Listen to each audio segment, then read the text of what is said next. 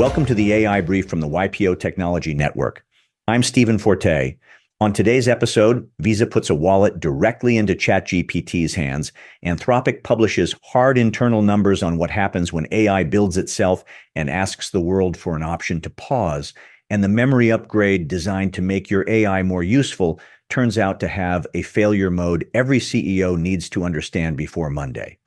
In Thursday's episode titled Anthropic Ships the Brain, Perplexity Ships the Body, I said we were watching the division of labor settle out, one company shipping intelligence, another shipping the interface that carries it around. Friday answers the obvious next question. Who ships the wallet? Visa just did, and the lab building the brain just told us its own workforce is 8 times more productive than it used to be. Let's take them in order. So here's what Visa actually did. On Wednesday at its payments forum in San Francisco, Visa announced it is embedding its global payment network directly into ChatGPT and OpenAI's agentic experiences. Not a pilot, not a curated list of partner retailers like the earlier experiments. Checkout at any merchant that accepts Visa, which is to say, nearly everywhere, money changes hands. The mechanics matter here. Transactions run inside user-defined controls, spending limits, merchant categories required approvals before anything clears. The credentials are tokenized with real-time authorization and fraud monitoring underneath. And the partnership extends into enterprise applications through codecs, which means this isn't just a consumer convenience play, it's infrastructure. MasterCard predictably was not going to let that headline sit alone. Within hours, it previewed its companion agentic commerce platform. MasterCard has actually been at this a while. Its Agent Pay product has been live for over a year. And in March, it shipped Verifiable Intent, a cryptographic audit trail that links the consumer's identity, the agent's instructions, and the transaction outcome into one verifiable chain. That last piece is the one your general counsel will care about. Step back and the pattern is unmistakable.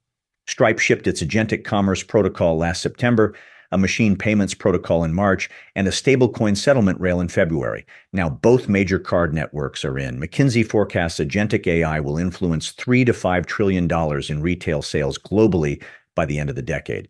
The rails are no longer the open question. The open question is whether your business is legible to an agent holding someone else's credit card. Which brings me to the desk action. Run the Tell ChatGPT to buy our product test this weekend. Open ChatGPT, give the agent your product and watch what happens. Note exactly where it gets stuck, the form it can't parse, the pricing page it misreads, the checkout step that assumes a human with a mouse. That list of failure points is your one-quarter fix list. Agents with wallets are not a thought experiment anymore. They cleared compliance at Visa. That's the wallet. Now the workforce side. And this one comes from inside the building. On the same Wednesday, Anthropic's newly formed institute published a paper called When AI Builds Itself. And it is the rare AI lab publication built on internal operational data rather than benchmarks. The headline numbers are stark. Anthropic engineers now ship 8 times as much code per quarter as they did before this wave began. More than 80% of code merged into Anthropic's own code base as of last month was authored by Claude. On open-ended tasks, Claude's success rate hit 76%, up 50 points in just 6 months. The number I'd circle is task length. The duration of work AI can reliably complete end-to-end is doubling every 4 months, and Opus 4.6 currently handles 12-hour tasks. Run that doubling forward and the arithmetic gets uncomfortable quickly. On one internal job, optimizing Anthropic's own training code, Claude went from a 3-time speed up a year ago to 52 times by April with the Mythos preview model. A skilled human engineer, given 4 to 8 hours, manages about 4 times. And on judgment calls during research sessions, which experiment to run next, Mythos Preview beat the human researcher's choice 64% of the time. Full disclosure, since it's relevant, this episode was drafted with Claude Fable 5, the Mythos class model Anthropic shipped this week, the production version of that preview. Judge the output accordingly. Here's the part that separates this paper from the usual triumphalism. Anthropic paired it with a public call for an option to pause global AI development. OpenAI, XAI, Alphabet, Meta, and Mistral did not immediately respond. The paper's own bottom line is measured. The evidence today points to what it calls Scenario 2. Compounding efficiency gains while humans retain direction setting, full recursive self-improvement is not inevitable. but the authors say plainly it could arrive sooner than institutions are prepared for. And the framing that should stop every operator mid-sentence is this one. 100-person company can increasingly do the work of 1,000-person one, because each employee sits atop a pyramid of AI agents. Your desk action here is simple, and it is not delegable. Read when AI builds itself yourself, not the summaries, not the threads someone posted about it. Then put one question to your leadership team. What does our org chart look like in 12 months if the task length AI can handle keeps doubling every 4 months? If the answer is the same chart with a software line item, you haven't absorbed the paper. So we have an agent that can spend and a workforce compounding underneath it. Now, the third piece, the one that determines whether you can trust what either of them tells you. Last week, OpenAI announced a memory overhaul called Dreaming, rolling out to Plus and Pro users in the US first. The name is an analogy to how human memory consolidates during sleep, not a consciousness claim, so set that aside. The real translation is automatic memory consolidation. A background process synthesizes memory between sessions rather than during them. It's time aware. You're going to Singapore in July automatically becomes you went to Singapore after the trip. You get an editable memory summary you can read, correct, or delete from.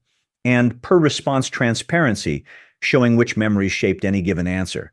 The numbers are genuinely strong. Factual recall jumped from about 42% to about 83%. Preference following went from about 31% to about 71%.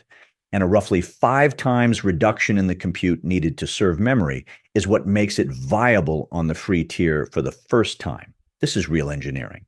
But the same week, Writer, the enterprise AI company with Dan Beekle leading the work, published 2 papers showing what memory costs you. The first is the Station 11 experiment. Researchers told a model the user's favorite book was Station 11, then asked it to name a best-selling dystopian novel. The model became far more likely to name Station 11, even though the question had nothing to do with the user's preferences. And the effect got worse, not better, with memory compression tools like Memo and Zep. The second paper should worry anyone who uses AI for analysis. Researchers seeded a model's user context with financial misconceptions, then asked it to analyze a company. With no memory, the model correctly assessed a capital-intensive business suffering from high customer churn. With memory on, it agreed with the user's mistakes. The paper's conclusion? All memory systems fundamentally struggle to distinguish relevant context from irrelevant anchors, severely undermining diversity and creativity and introducing unintended avenues of bias. Or as Bickle put it, and with every additional storing and retrieving of user preferences, you're running an increasing risk. One caveat worth knowing. Writer's research deliberately excluded Opus 4.8 because it's trained to push back against input errors. That's a real differentiator for fact-checking, due diligence, and audit workflows, and a useful question to put to any vendor. Does your model challenge bad input or remember it? The desk action. For any high-stakes decision, board prep, investment analysis, due diligence, start a fresh chat with no memory state. Clean context every time. Then add one explicit line to your team's prompt library. Challenge my framing. Tell me what's wrong before you agree. Memory makes AI more personal. It can also make it more agreeable, and agreeable is the last thing you want reviewing a deal. So pull the week together. AI moved another step from query to operate. Visa gave it a wallet. Anthropic showed the workforce building it is 8 times more productive than it was. And the memory layer designed to make it more useful can quietly start agreeing with whatever you already believe. An agent that can spend sitting on a workforce that compounds, talking through a memory that may flatter you. Every one of those needs workflow discipline before it's trusted with real decisions, and the discipline is cheap right now while the stakes are still small. Maybe 4 weeks from now, with MasterCard's platform live and these agents transacting at scale, it won't be. And in Wednesday's episode titled Anthropic Splits the Meter, Google Kills the Add-on, I walked through how the billing structures just changed. Worth noting, everything in today's episode is what those new meters will be charging against. The capability arrived the same week as the price structure. That's rarely a coincidence. That is the AI brief from the YPO Technology Network for Friday. I am Stephen Forte. If this was useful, send it to a fellow member. I will be back Monday with more. Until then, stay sharp.